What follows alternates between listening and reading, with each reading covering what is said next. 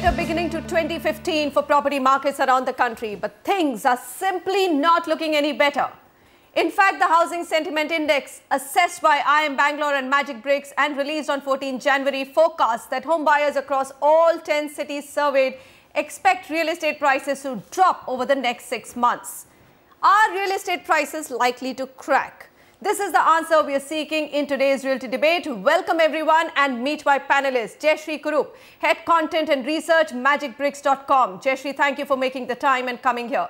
Uma Sitaraman, Lead Researcher, IMB, Century Real Estate Research Initiative from Bangalore. Thank you, Uma. Shailesh Puranik, MD Puranik Builders. We also have with us Kalyan Chakrabarti, Managing Director, Redfort Capital, joining us. Pankaj Bajaj, MD Aldeco Infrastructure and Properties Limited, also Executive Committee member of CREDAI. Neeraj Bansal, Partner in Head Real Estate and Constructions, KPMG India. And with us, the Data King, Sameer Jasuja, Founder and MD of Prop Equity, whose data, coincidentally, actually supports that theory that prices could crack. Let's start with what actually is happening now in this space. Jayashree, you know, we don't want to lose any time by showing actually your research findings. They'll keep appearing on the screen. But just to put it in perspective, an HSI score of 100 suggests that prices would remain static. Now, the HSI index measured across 10 cities by you has dropped sharply by 29% this quarter to 81. How bad is that? Let's put it like this, pretty bad. Okay. A housing sentiment index is based on what consumers perceive will happen in the next 3 months, next 6 months. So when you look at the housing sentiment index, you see that for the last 3 housing HSIs were above 100, which meant that consumers did think that prices will go up and we are willing to buy, but we're willing to wait for 8 to 10 months to make our purchase. This time, a sharply dropping index actually suggests that the consumer now says that the prices will fall. I will wait, I will buy. They have shown their tendency to buy, but they're not really expecting the prices to go up at all or even remain stable. They think that the prices are going to come down. All are going to come down. Uma, so it's not only a 29% plunge in HSI, all 10 cities witnessed a drop. So there's not a single one which has escaped it, isn't it? And that's even more worrying. That's right. But Manisha, just to put things in perspective, if you look at the last 3 quarters, the first quarter was just after elections, and there was initial euphoria which carried the sentiments, up. And the previous quarter, we saw a slight adjustment and things are coming back to ground. I mean, things are settling down and people are seeing that, there are certain policies that will take some more time. There's interest rates which had not reduced as of the point of the survey this quarter. So because of all of these reasons, we see a plunge, but you have to look at it in perspective of the last 3 quarters. Okay, and what does that figure show? So you're saying, okay, you had a little bit of an euphoria after you had a strong, stable government, and probably that's why the 29% plunge in the last quarter is more evident. But if you were to take all of 2014, is it better or worse than 2013? To me, I have data which shows it's much worse. Right. No, 2014 was worse, but the beginning of 2014 financial year, the last 2 quarters were looking good, and then this plunge. And if you look at the specific cities that you mentioned, yes, all 10 cities have come down. But if specifically, if you look at NCR, Delhi, they have been the most affected. And there's a lot of local issues involved here in terms of infrastructure developments haven't happened on time. And prices have really gone up. Like take Gurgaon market, prices have really shot up in the last 1 year. So investors are definitely not going to put their money into the Gurgaon markets, for example. Bangalore, which saw a continuous uptrend in the last 4 quarters, is again plunging this time more in terms of you haven't seen too much of a salary increase, and there wasn't a decrease in interest rates. So all of these factors have, I think, played on each of these cities individually and kind of caused a plunge across all cities. Okay, so two things. What I'm hearing is that prices have run up too much in some markets, and the second one, that the job market isn't looking good. So how are the buyers going to commit themselves? Very interesting. I'm going to look. Data speaks a lot. So here's the prop equity data, which also supports the findings. Now, let's start with Q1 of 2013 and take you right up to Q4 of 2014. This is just, and they've got figures up to November because December is still being captured, but it's a pretty clear picture. Where was Gurgaon? It was selling 5,845 units. It's been steadily coming down. Has it halved? No. Has it become less than half? You know, it's not even quarter of what it was selling in Q1 of 2013. So even if you add the December figures and assume that there are 500 more homes which have been sold, the figure is going to look less than or just about 25%. So last quarter of 2014, you would have just sold 1/4 of what you sold in the first quarter of 2013. Noida, similar picture. More than 4,100 down to just about 1,200.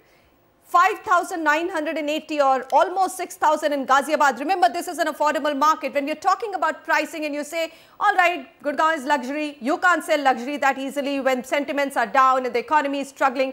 But what about affordable? What happened to that market? You had almost 6,000 dropping to 1,388. Let's show you Mumbai.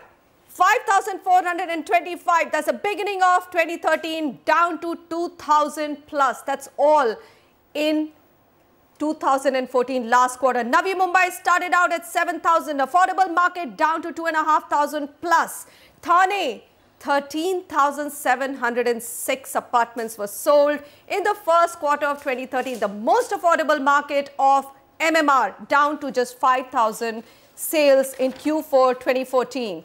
Bangalore, that's a market which everybody says is the best market when it comes to real estate. It is an end-user driven market. Now, the other thing that we hear is, if it's an investor driven market, you will see a lot of plunge. But if it's an end-user driven market, it is well cushioned.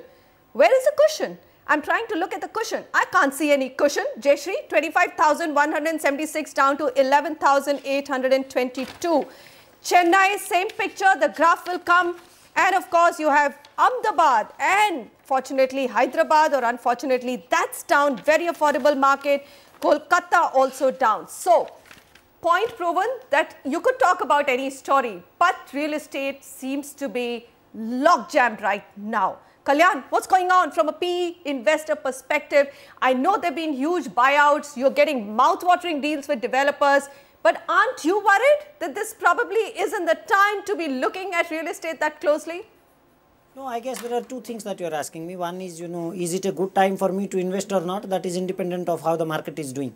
I think when the market is not exactly doing well, that is also sometimes the right time for us to look for some good deals. And there is a market discontinuity which has come to happen over the last 18 months, 24 months, you may say.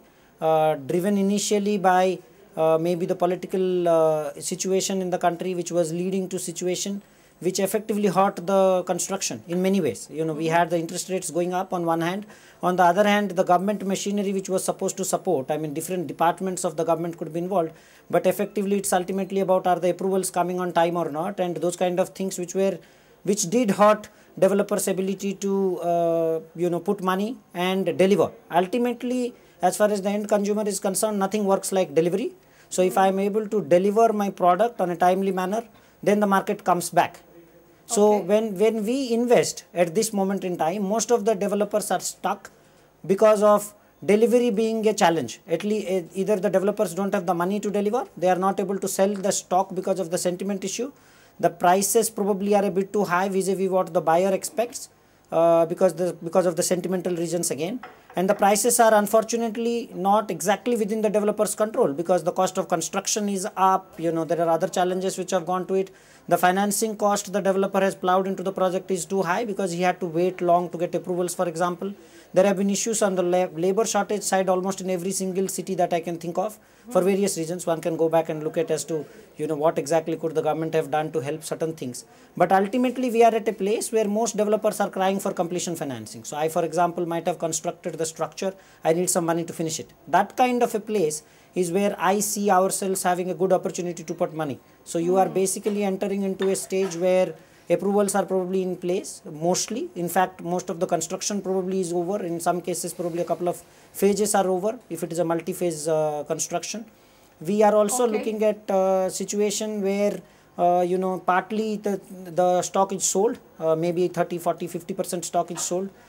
Some amount of collections have already happened. So the project is reasonably de-risked to that extent, which creates an opportunity for us to invest. Look at you. You guys are getting the most mouth-watering deals. You're taking hardly any risk. It's all everybody is just probably making the buyer suffer the most. I mean, not you directly, but I'm saying, the risks are completely with the buyer. You're buying into a structure which is already complete, or 30-40% sold. The buyer's money is already come in.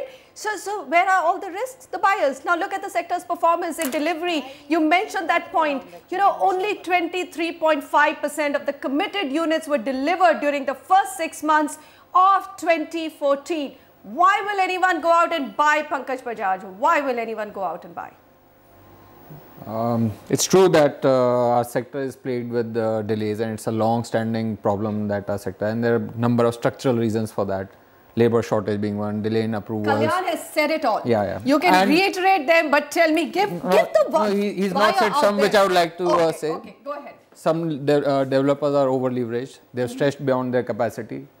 There's a capacity constraint in the economy per se to put through these many number of units. Let's face it, there was an unprecedented boom in the years 2009, 2010 and 2011 in terms of the numbers of units which were being proposed to be built. And what people thought that they were going to get delivered in 3 years, we do not have the capacity to deliver those many thousands of units in 3 years. So it's going to take 6 years, and you can keep making excuses, but that's the fact of the matter.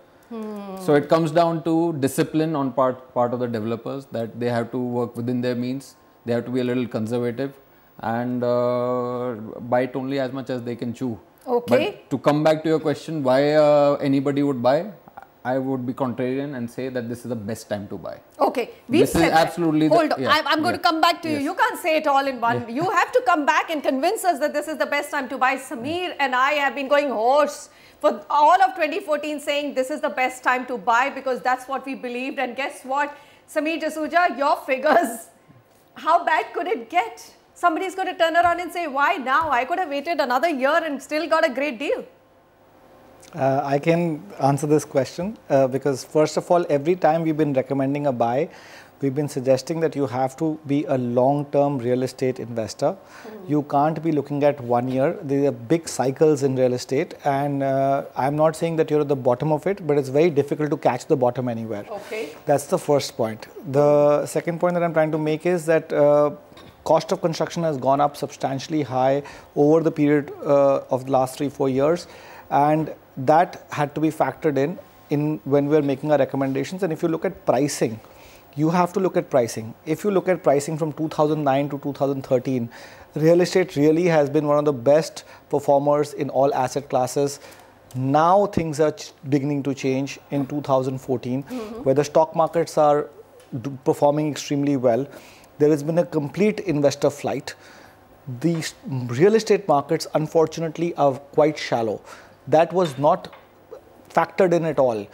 That unprecedented amount of supply was launched in 2009 to 2012. The market did not have an appetite for that kind of supply. Secondly, the prices went up phenomenally. Now, when we were talking about Thane, for example, when there was 15,000 units being sold every quarter, the price points were at 6,000 rupees a square foot. Today, the weighted average price has moved to 10,000 rupees a square foot.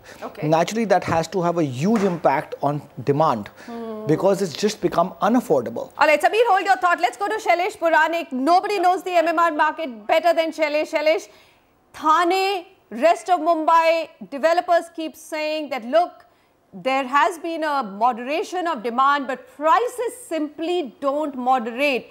Has your city pretty much outpriced itself? No, I think we need to, Manisha, little go back to a couple of other things which are being talked about in the panel now. I think one thing I want to stress over here, that we always say, everybody knows that night is the darkest, just before the dawn. And we are at that juncture right now, that it is the darkest, and I think we are already seeing the hint of sunlight coming in. We already see RBI reversing its trend. We already see interest rates coming down. And also, I want to mention over here that it's the sentiment index. It also reflects what has happened in the past 3 months or 6 months. I think what is going to happen in next 3 to 6 months is also, if you look at the sellers index, then you see an upturn. Why I'm saying that you are seeing an upturn? Because if you look at the other side of the market, if you look at the somebody who's selling, if you look at the builders' margins today, and for last 3 to 4 years, builders' margins have been continuously shrinking. We are at very, very wafer thin margins today. What I mean by, if I put my land cost as on today, my construction and all the other overhead costs, and of course the interest cost, which is overpowering effect because of the interest rate going up and also because of the approvals getting delayed. So if I add up all these costs, today I have very, very wafer thin margins. If you look at this situation, I don't see price correction happening in the market. Yes, there might be a bit of rationalization which is going to happen in the market, probably which has happened in last 1 or 2 quarters. Rationalization, because there are very, very high price areas. For example, MMR, they would have come down if you see at some of the new recent launches. But if you look at some of the areas like Thane or beyond, you are actually seeing inventory levels getting less. You are also seeing some increase in the number of inquiries that you are receiving. You are also seeing increase in the investor interest. As I believe Kalyan was saying, this is the right time for us to get into the market. We are seeing a lot of hope from new government that a lot of new policies would come in, approval time will get shortened. Many other costs would come down, interest rate would come down, which will ultimately affect the real estate buyer or the seller equally. And I think because of this, we will see 1 or 2 in coming quarters, very, very exuberant demand. I'm really looking forward to seeing exuberance. Right now, none of the numbers are showing that. What is it? You had a Reserve Bank of India announcing a 25 basis cut in the repo rate, and suddenly you had CREDAI saying, we welcome the move and we are now going to see a revival in the sentiments. We're going to come back and tell you and also ask our panelists whether an interest rate cut is what it takes to actually revive and bring back that exuberance.